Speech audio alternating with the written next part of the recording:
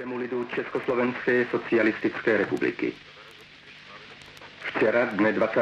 srpna 1968, kolem 23. hodiny, překročila vojska Sovětského svazu, Polské lidové republiky, Německé demokratické republiky, Maďarské lidové republiky a Bulharské lidové republiky státní hranice Československé socialistické republiky.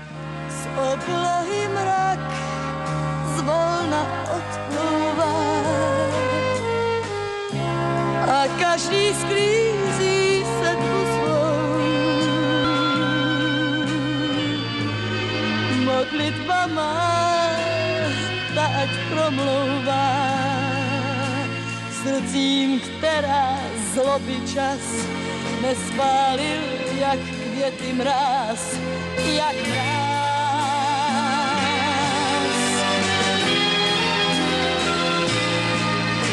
A tír dál zůstává s touto krajinou.